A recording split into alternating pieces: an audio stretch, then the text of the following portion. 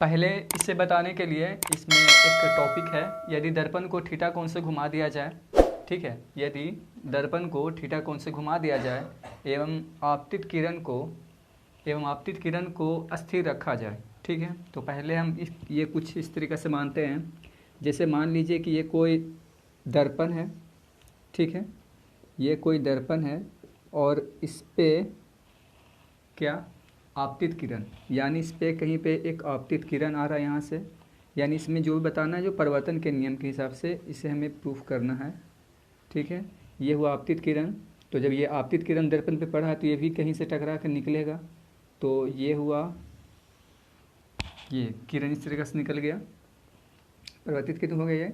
और इसके बीच में एक लम्ब लेते हैं, ये परिवर्तन के नियम से बता रहे हैं, परिवर्तन के नियम से ये प्रूफ करके दिखाएंगे कि टू थीटा कैसे होगा यदि इसका परिवर्तन कोण टू थीटा कोण से घूमेगा। आई मीन जो ये घूमने वाला जो कोण मान रहे हैं उसे डेल्टा मान रहे हैं, ठीक है। तो ये जो घूमेगा तो टू थीटा एंगल से घूमना चाहिए। तो इसे देखते हैं, यहाँ पर से हम एक लंब लेते हैं, ठीक है, ये डॉट डॉट करके ये कुछ इस तरीक़ा से ये डॉट डॉट करके एक लंब लिया यहाँ पे। अब इसे ऐसा करते हैं, इसे हम, ये हुआ आपतित किरण, ये हुआ परिवर्तन के नियम से। इसमें दिखाना यदि दर्पण को थीटा कोण से घुमा दिया जाए, इस दर्पण को क्या किया जाए, थीटा कोण से घुमा दिया जाए, दर्पण को थीटा कोण से घुमा दिया जाए, हम आपतित किरण को अस्थिर रखा जाए। तो ये है आपतित किरण, ये हुआ आपतित किरण, ये आपतित किरण है। यदि आपतित किरण को स्थिर रखा जाए, इसे क्या किया जाए, अस्थिर रखा जाए, ये परिवर्तित किरण, आपतित किरण, आपतित किरण को क्या किया जाए, स्थिर रखा जाए। तो आपतित किरण को स्थिर रखा जाए, इसे आपतित किरण को स्थिर रखा जाए तो इसका परिवर्तन कोण टू थीटा कोण से घूमेगा। तो इसके साथ जो परिवर्तन कोण बनेगा वो कितने एंगल से घूमेगा, टू थीटा से। तो सपोज हम ऐसा कुछ करते हैं, पहले मान के चलते हैं कि ये दर्पण नहीं है, ठीक है। अगर ये दर्पण नहीं होता तो जो किरणें आ रही है आपतित किरण, ये इतना यहाँ से एंगल से ना मुड़कर, ठीक है, ये एंगल यहाँ से ना मुड़कर ये अपना सीधी रेखा में ये चला जाता। कब ये ऐसा होता, पॉसिबल ये कब है, जब ये दर्पण बीच में नहीं होता, तो ये इस तरीके से कुछ निकल जाता, ठीक है। यानी आपतित किरण यहाँ पे अगर दर्पण नहीं होता ये, तो ये सीधा इस तरह से निकल जाता। बताना है क्या, तो पहले लिखना है। और ये पहले से पता है कि ये जो परिवर्तन के नियम से ये आपतन कोण परिवर्तन कोण के बराबर होता है, यानी ये हुआ आई और ये हुआ आर। इसे हम थीटा मांगते हैं, इसे लेट करके मान लेते हैं थीटा, एंगल इसे थीटा मान रहे हैं। आपतित किरण से जो कोण बन रहा है इसे नीचे वाला, इसके नीचे वाला, यहाँ से यहाँ दर्पण और आपतित किरण के बीच का जो कोण है उसे थीटा मान रहा है, ठीक, इस तरीके से। अब अगर इस तरीके से थीटा मान रहे हैं तो अब देखिए यहाँ पर से एक इस दर्पण पे ध्यान दीजिए, यहाँ पे इस दर्पण पे ध्यान दीजिए, ठीक है, और इस रेखा पे ध्यान दीजिए जो आपतित किरणें हैं। तो जो आपतित किरण और दर्पण है, तो आपतित किरण और दर्पण के बीच जो है, ठीक है, ये जो आपतित किरण है और ये जो दर्पण है, तो अब यहाँ पर से ये जो दोनों एंगल दोनों क्या हो जाएगा, बराबर हो जाएगा। और ये नियम होता है सम्मुख कोण के नियम से, क्या होता है, सम्मुख कोण के नियम से, ठीक है, सम्मुख कोण के नियम से ये क्या होगा, दोनों क्या होगा, बराबर होगा। यानी जब इसे थीटा माना जाएगा तो इसे भी थीटा माना जाएगा, तो ये दोनों एंगल क्या हुआ, बराबर हो गया। ये वाला और ये वाला दोनों एंगल क्या हुआ, बराबर हुआ। तो अब ये दोनों एंगल बराबर हो, तो अब हम इसे निकालते हैं। चूँकि ये आपतित किरण और परिवर्तित किरण के बीच के ये जो दोनों है, इसे बीच में एक लंब डाला गया है। तो हम यहाँ पे ऐसे भी कर सकते हैं कि इसे और इसे जोड़ने के बाद ही तो ये 90 डिग्री हो जाएगा। ऐसा इसलिए क्योंकि एक दर्पण है, ये तो एक दर्पण है और दर्पण से ऊपर से एक लंब डाला गया है यहाँ पे इस पॉइंट पे, ठीक है। तो इस पॉइंट के इस ओर, ठीक है, और इस पॉइंट से इस ओर, ये दोनों साइड होगा, दोनों को जोड़ जोड़ कर इसे ऐड करने के बाद 90 डिग्री, और इसे भी ऐड करने के बाद 90 डिग्री। लेकिन इसे तो पता नहीं है, हमें दिखाना है टू थीटा कोण से घूमेगा। तो जो ये है परिवर्तन कोण, ये दिखाना बस ये है कि जब आपतित किरण ये था तो ऐसे निकल जाता, लेकिन दर्पण के रहने के चलते ये जो आपतित किरण है ये ऐसे ना जाकर ये इस तरीक़ा से मुड़ गया। तो ये जो इस तरीक़ा से मुड़ा, तो ये कितना एंगल से मुड़ा, ठीक है। तो ये दिखाना है टू थीटा कोण से घूमेगा, यानी यही हमको शो करना है कि थीटा बराबर वैल्यू जो एंगल कुछ मुड़ाव वाला गया, हम इसे कुछ डेल्टा मान लेते हैं, ठीक है। जैसे कुछ इसे हम डेल्टा मान लेते हैं,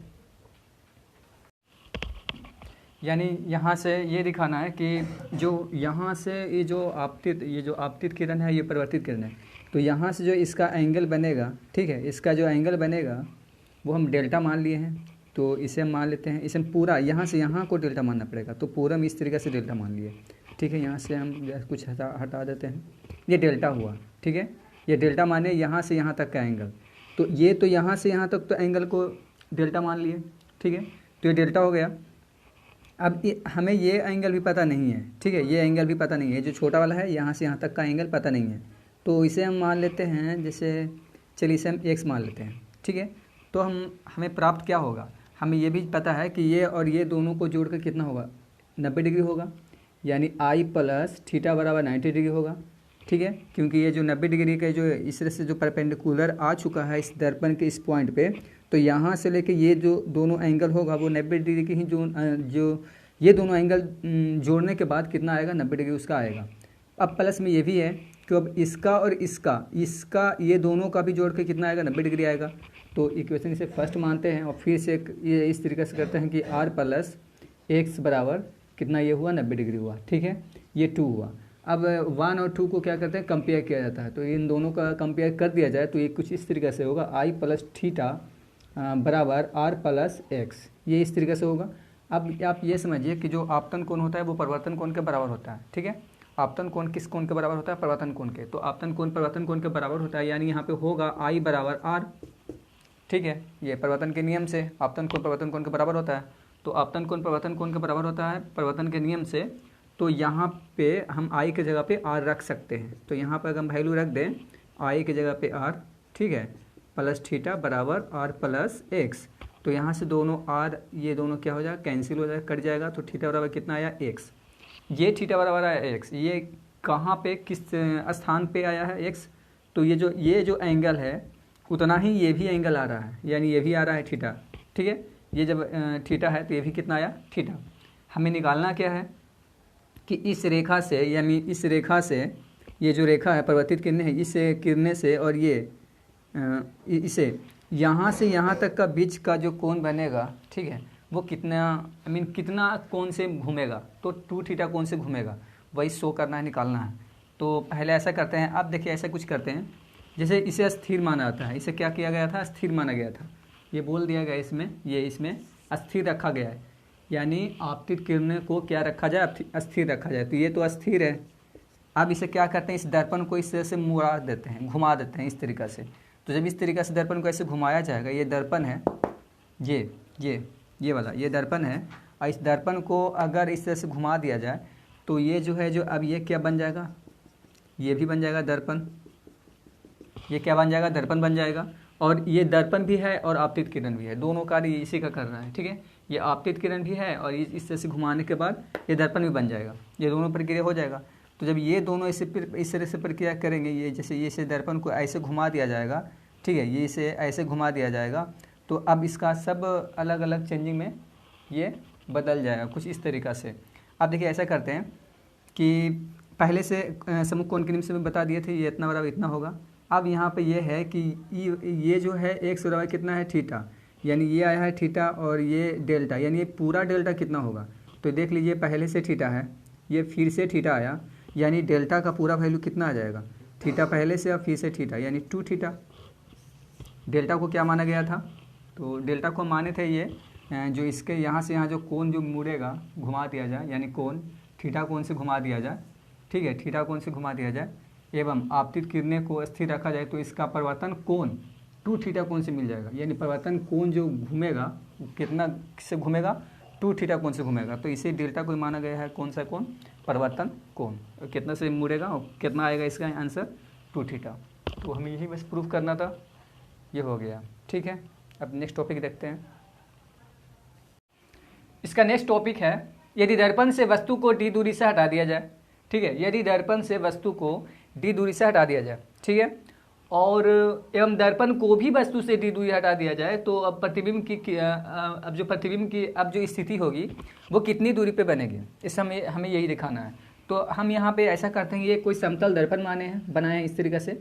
अभी ये समतल दर्पण है और इस दर्पण से d दूरी पे एक वस्तु है, ये वस्तु स्थित है, ठीक है, ये d दूरी पे क्या है, वस्तु स्थित है। इसे क्या करना है, ये जो दूरी है डी दूरी पे पहले था उसे भी अब क्या करना है, डी दूरी पे इसे घसकाना है, इसे खिसकाना है डी दूरी पास, आई मीन इसे इस वस्तु को डी दूरी पे और लाना है इधर। तो हम इसे डी दूरी पे यहाँ पे लेके चलाए, ठीक है। तो अब जो वस्तु से आई मीन जो दर्पण से जो वस्तु की ये प्रारंभिक स्थिति थी, ठीक है, ये इसकी दूसरी स्थिति है। प्रारंभिक स्थिति में डी दूरी पे पहले से ही था, अब उसे क्या किया गया, डी दूरी पे पहले से था तो इसे डी दूरी पे और खिसकाया गया इस तरफ, ठीक है, दर्पण से दूर लाया गया डी दूरी पे और। तो अब जो दर्पण से वस्तु की सेकंड जो दूरी है, आई मीन दूसरी स्थिति है, तो इसके बीच और इसके बीच का जो अब का जो डिस्टेंस है वो हो जाएगा 2 theta, I mean 2d, theta नहीं, ये 2d हो जाएगा यहाँ से यहाँ तक का। अब इसमें और भी एक ये भी बोला गया है कि अगर दर्पण को भी वस्तु से डी दूरी पर किया जाए सेकेंड वाली स्थिति से पास में, जैसे इसका स्थिति है इससे भी या इससे भी किया जाए, इससे भी क्या किया जाए कि डी दूरी पर उसे ये इस दर्पण को इस तरफ खिसकाया जाए, तो हम अब क्या करते हैं कि इसे भी डी दूरी पर इस तरफ लाते हैं। तो अगर इस दर्पण को इस डी दूरी पर लाएंगे इस तरफ भी, ठीक है, जैसे भी इस तरफ लाए तो ये भी यहाँ से यहाँ कितना आएगा, इसका भी दूरी यही होगा, डी होगा। तो अब अगर पूछा जाए कि अब दर्पण से ये समतल दर्पण की ये प्रारंभिक स्थिति है और इसका भी सेकंड स्थिति है, ठीक है।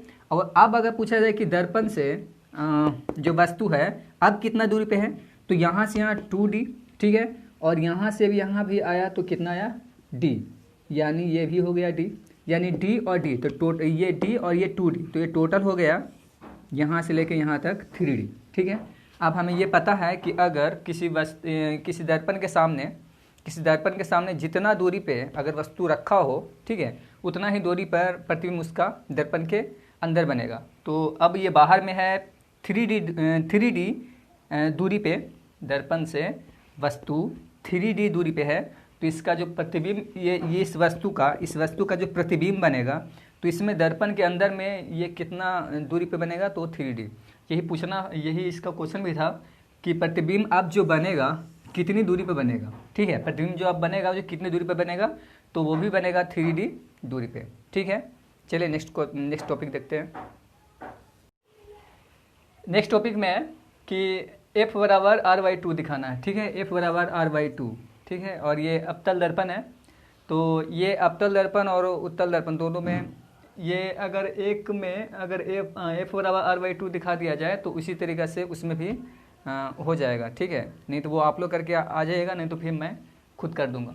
खैर इस पर देखिए, इसे क्या करना, एक ये अवतल दर्पण है, हमें दिखाना है क्या कि F बराबर होगा R/2, ठीक है, F बराबर क्या होगा R/2, ये हमें शो करना है इससे। तो ये एक अवतल दर्पण है, ठीक है, अगर मानना चाहे तो मान लेते हैं M और M डैश, ये एक अवतल दर्पण है और इससे एक आपतित किरणें AB है जो गुजर रही है, और वो निकलने के बाद ये जो BF है जो परिवर्तित किरणें हैं, यहाँ पर दिया गया परिवर्तित किरणें हैं, और ये जो होगा ये यहाँ से केंद्र, ये इस दर्पण से इस पॉइंट से लेकर इस पॉइंट तक, ठीक है, तो ये हो जाएगा परिवर्तन के नियम से, क्योंकि ये आपतित किरण और परिवर्तित किरण, ठीक है। तो ये जो होगा जो ये परिवर्तन के नियम से होगा कि ये I बराबर होगा ये R, ये I बराबर क्या होगा, ये R होगा परिवर्तन के नियम से। आपतन कोण किसके कौन से कोण के बराबर होता है, परिवर्तन कोण के बराबर होता है, तो आपतन कोण और ये परिवर्तन कोण। और एक टॉपिक इसमें और है कि यहाँ जो है ये जो आपतित किरणें से जो I बन रहा है, ये वाला कोण और ये वाला कोण दोनों आपस में क्या होंगे, बराबर होंगे, ये भी I होगा। वो ऐसा इसलिए कि अगर यहाँ पे देखिए कॉन्सेप्ट क्लियर करना, अगर कोई दो समांतर रेखाएं हों और अगर कोई दो समांतर रेखाओं को एक प्रतिच्छेदी रेखा कुछ इस तरीक़े से काटे, ठीक है, अगर कोई दो समांतर रेखाएं हैं, अगर कोई प्रतिच्छेदी रेखा कुछ इस तरीक़े से काटे तो इसका कोण ये वाला और इसका कोण ये वाला, ठीक है, ये भी वही है, ये ऊपर का कोण है, ये नीचे का कोण, ये ऊपर वाला ये नीचे वाला, तो इसका ये वाला कोण और ये वाला कोण एकांतर कोण के नियम से क्या होता है, बराबर होता है। जैसे यहाँ पे अगर 60 डिग्री होगा तो यहाँ भी 60 डिग्री ही होगा, 40 तो 40, I तो I। तो ठीक इसी तरह से ये भी है, ये कोई दो समांतर रेखाएं हैं, ये कोई दो समांतर रेखाएं हैं और इससे, ठीक है, तो इससे जो कोण ये I बन रहा है, ये जो है ये वाला रेखा, ये एक तरीक़ा से ये तिर्यक रेखा का काम कर रहा है, ठीक है। कौन सी रेखा का काम कर रहा है, तो तिर्यक रेखा का। तिर्यक रेखा कहने का मतलब है ये तिरछा इस तरीके से ये काट रहा है, ठीक है, ये इस तरीके से तिरछा काट रहा है, ये ऐसे तिरछा कट रहा है, लेकिन यहाँ पे इसके आई मीन ये तिर्यक रेखा से इस परिधि पे, ये जो इस तरीके से है सर्कल में बना हुआ दर्पण, यहाँ पे इसके ये इसी हिसाब से यहाँ पे 90 डिग्री बन रहा होगा, ठीक ठीक है, क्योंकि जब तक ये 90 डिग्री ये नहीं बनाएगा तिर्यक रेखा, तब तक ये दोनों परिवर्तन के नियम से वो भी काम नहीं कर पाएगा। तो ये इतना इस तरीके से हो गया। हमें दिखाना है, शो करना है f/r/2। इसमें बस एक नियम था कि एकांतर कोण आपस में बराबर होते हैं, तो ये वाला कोण ये वाला दोनों कोण बराबर होगा, तो ये i बराबर यहाँ पे भी i लिया जाएगा, ठीक है। अब इसे हम सोल्व करते हैं। तो देखिए कुछ इस तरीके से करते हैं। पहले परिवर्तन के नियम लगाते हैं कि i बराबर r होगा, यहाँ पे i बराबर r, तो यहाँ पे लिखते हैं परिवर्तन के नियम से, ठीक है, परिवर्तन के नियम से। तो परिवर्तन के नियम से क्या होगा, यहाँ पे होगा i बराबर कोण r, इसे इक्वेशन फर्स्ट मान लेते हैं, ठीक है। ये क्या हो गया, i बराबर r, ये दोनों कोण बराबर। अब यहाँ पे देखिए कि ये जो i वाला कोण है ये, ठीक है, ये जैसे कि ये त्रिभुज में, ये तो कोई त्रिभुज नहीं है, तो परिवर्तन के नियम से। अब देखिए हम त्रिभुज में चलते हैं, त्रिभुज CBF में, CBF में यहाँ पे देखिए क्या है, ये दोनों कोण को दिखाना है, ये वाला कोण, ठीक है। तो ये पहले से पता है कि ये जो i है तो ये भी i होगा। अब यहाँ पे ये r है और ये i है, तो यहाँ पे देख लीजिए ये i है और ये r है, तो ये i और ये r ये दोनों तो कोण बराबर हो गया, ये दोनों कोण का क्या हो गया, बराबर हो गया, क्योंकि ये i हुआ, ये तो परिवर्तन के नियम से पहले ये था i बराबर r परिवर्तन के नियम से, ये हुआ इतना, ठीक है। तो परिवर्तन के नियम से, लेकिन अब जो एक और है एकांतर के नियम से, अगर एकांतर, ये त्रिभुज में अगर एकांतर का इस्तेमाल किया जाए तो एकांतर के नियम से ये होता है कि जो एकांतर कोण होता है जो आपस में बराबर होता है, तो यहाँ पे अगर i है तो ये भी हो जाएगा क्या, i हो जाएगा। तो अब ये भी i हो गया। अब हमें दिखाना है CBF में, तो CBF में, तो CBF में तो त्रिभुज में, तो देखिए ये जो कोण है i, ये r के क्या होगा, इक्वल होगा, बराबर है। तो जब ये दोनों कोण बराबर, ये आ चुका है यहाँ पे, ये दोनों कोण बराबर, तो इससे तो एक और रूल यहाँ पर लग रहा है ये इस तरीक़ा से कि जब एक त्रिभुज मान लीजिए, जैसे ये कोई एक त्रिभुज है, ये कोई त्रिभुज है, ठीक है, और अगर इस त्रिभुज का ये वाला कोण, अगर ये वाला कोण, तो कोई भी दो कोण अगर बराबर हो, ठीक है, कोई भी दो कोण अगर बराबर हो, तो उससे जो भुजाएं जो गुजरती है, ठीक है, वो दोनों आपस में क्या होते हैं, बराबर। यानी ये नियम है समद्विबाहु त्रिभुज में, ठीक है। यानी इसका कोण और इसका कोण जब दोनों बराबर, जब दो कोण बराबर तो समद्विबाहु त्रिभुज, और अगर तीनों कोण बराबर तो समबाहु त्रिभुज। तो ये हुआ समद्विबाहु त्रिभुज, ठीक है। ये दोनों कोण बराबर है, तो इससे ये भुजा और ये कोण से ये भुजा जो बनेगा, ठीक है, ये जो दोनों कोण होगा भुजा साइड, वो दोनों क्या होगा, बराबर होगा। तो इसी तरीक़े से ये भी दोनों है जो यहाँ पे, ये जो इसका एंगल C वाला का और B वाला का एंगल ये R, ये दोनों इक्वल हो चुका है, यहाँ पे इक्वल हो चुका है, ठीक है। जब ये दोनों इक्वल हो गया तो इससे जो रेखा बन रहा है ये वाला, ठीक है, और इससे जो रेखा बन रहा है ये वाला, ये दोनों भी क्या होंगे, आपस में भुजाएं क्या होगी, बराबर होगी। तो हम इसे लिख सकते हैं CF, ठीक है, CF और BF, यानी यहाँ पे हो जाएगा CF बराबर BF, यहाँ पे इतना बराबर होगा, CF बराबर BF। और हाँ, यहाँ से और किसी भी कोई भी दर्पण में, अवतल दर्पण या उत्तल दर्पण, कोई भी दर्पण हो, किसी भी दर्पण में अगर दूरी नापा जाता है या मापा जाता है, तो ये मापा जाता है कहाँ से, तो हमेशा P से मापा जाता है, ठीक है। यानी यहाँ से यहाँ F है, यानी यहाँ से यहाँ इसका दूरी क्या हुआ, F हुआ, यानी फोकस दूरी, ठीक है। अब यहाँ से यहाँ दूरी, यहाँ पे C माना हुआ है, तो यहाँ से यहाँ इसका वक्रता त्रिज्या हुआ, वक्रता त्रिज्या को R माना जाता है, तो ये R हुआ, ठीक है, ये वक्रता त्रिज्या की दूरी हुई, ये इस तरीक़े से हुआ। तो अब यहाँ पे ये दिखाना कि CF बराबर हम BF लेके चला है, ठीक है, CF बराबर BF। अब यहाँ पे देखिए ये जो है, तो ये जो है B जो P के काफ़ी, B जो है वो P के काफ़ी निकट होता है, B जो होता है वो P के काफ़ी निकट होता है, लगभग समान होता है एक दूसरे के। तो ऐसा भी कह सकते हैं कि ये जो होता है BF जो PF के लगभग समान होता है। तो लगभग समान के लिए कुछ इस तरीक़े से एरो देकर दिखाया जाता है कि जैसे कि BF ये जो इस तरीक़े से तिरछा हल्का बराबर जो टेढ़ा मेढ़ा है उसे लगभग माना जाता है, ठीक है। तो लगभग में क्या होगा, ये PF के क्या होगा, बराबर होगा, ये लगभग में PF के बराबर होगा। ये भी बोल सकते हैं, नहीं तो ये भी बोल सकते हैं कि B ना P के काफ़ी हल्का, मतलब कि काफ़ी निकट आ जाता है, जिसके चलते BF के जगह पे हम PF भी लिख सकते हैं। तो यहाँ भी वही बात है, चाहे तो वहाँ भी वही बात है। तो ये लगभग बराबर होता है, तो लगभग बराबर, तो इसीलिए BF बराबर क्या रखा जा रहा है, PF। तो जहाँ पे भी BF है इसके जगह पर क्या रखेंगे, PF रखेंगे। तो ये हो गया CF, ठीक है, और बी एफ की जगह क्या रखा जा रहा है, पी एफ। ठीक है, बी एफ के जगह पर क्या रख दिए, ये बी एफ था ना, बी एफ, और इसके जगह पर रख दिया क्या, पी एफ। ठीक है, तो अब ये रख दिए। अब इतना हमें दिखाना है क्या कि एफ बराबर होगा r/2। ठीक है, एफ बराबर क्या होगा, r/2। तो उसे शो करने के लिए कुछ ऐसा करते हैं, अब क्या करते हैं कि दोनों साइड में हम क्या करते हैं कि पी एफ को ऐड कर देते हैं, ये साइड भी और ये साइड भी क्या करते हैं, पी एफ को हम जोड़ देते हैं। तो ये साइड भी हम पी एफ को जोड़ दिए सी एफ में। ठीक है, और ये साइड भी पी एफ में हम क्या जोड़ दिए, पी एफ में दोनों साइड जोड़ना है, सी एफ पहले से था, पी एफ जोड़े, यहाँ भी हम क्या करेंगे, पी एफ जोड़ेंगे।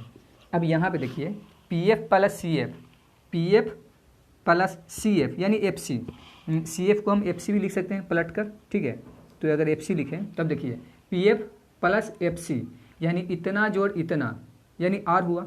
ठीक, यानी इसका इसे कितना लिखा जा सकता है, इसे आर लिखा जा सकता है। और P F plus P F, P F plus P F यानी ये एक जो पी एफ है इसका वैल्यू एफ है। ठीक है, और फिर से पी एफ है तो फिर से इसका वैल्यू तो एफ ही होगा, तो ये कितना हो गया, आर, ये 2f। ठीक है, हमें दिखाना है कि एफ बराबर r/2 होगा। ठीक है, तो यहाँ पे से एफ जी का वैल्यू निकाला जाएगा, तो जो एफ का वैल्यू निकलेगा ये r/, क्या होगा, 2 होगा।